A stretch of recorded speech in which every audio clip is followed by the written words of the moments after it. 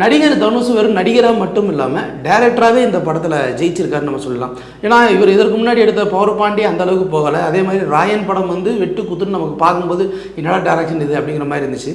But இந்த படம் அப்படிலாம் கிடையாது. ரொம்ப ஃபீல் குட்டாக எல்லாருக்கும் பிடிக்க மாதிரி ஒரு டேரக்டராக தனுஷ் ஜெயிச்சிருக்காருன்னா அது இந்த படம் வந்து 100% சொல்ல முடியும். அந்த அளவுக்கு இதில் ஒரு விஷயம் இருக்குது.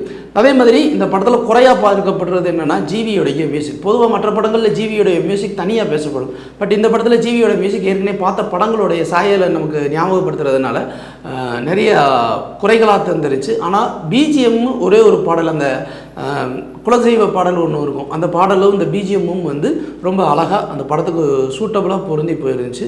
அதே மாதிரி ஒளிப்பதிவுக்கு நம்ம சொல்ல வேண்டியதில்லை. அழகான ஒரு தேனி மாவட்ட கிராமம் பொள்ளாச்சியில் ஷூட் பண்ணியிருக்காங்க. பார்க்குறதுக்கு ரம்மியமாக அந்த இடத்துல அழகாக இருந்துச்சு. இந்த படம் வந்து மோஸ்ட்லி யாருக்கு பிடிக்கும் அப்படின்னா 30+ இருக்காங்க இல்லையா, அவங்க எல்லாருக்குமே இந்த படம் பிடிச்சிடும். 50+ இருக்கணும் ரொம்ப ரொம்ப கொண்டாடிடுவாங்க. ஆனால் இந்த 30+ கீழே இருக்கிற அந்த ஜென்சி கிட்ஸு, அப்புறம் இந்த 2K கிட்ஸு, இவங்களுக்குலாம் என்னென்னா இது கனெக்ட் ஆகுமா அப்படின்னு கேட்டால் ஒரு தலைமுறையே வந்து மாறிடுச்சு. ஒரு தலைமுறையே மாறி அந்த அளவுக்கு வந்து நிறைய விஷயங்கள் இதில் சொதப்பின மாதிரியான சில பிரச்சனைகள்லாம் இதில் இருந்த மாதிரி தெரிஞ்சிச்சு. ஸோ அதை கொஞ்சம் அவங்க இன்னும் கொஞ்சம் சரி பண்ணி இருந்திருக்கலாமோ அப்படின்னு நமக்கு தோணும். பட் அதை ஒன்றும் பண்ண முடியாது. ஏன்னா இந்த கதையோடைய இடம் அந்த மாதிரியான இடம், இந்த கதைக்களம் சொல்ல வர விஷயம் அது.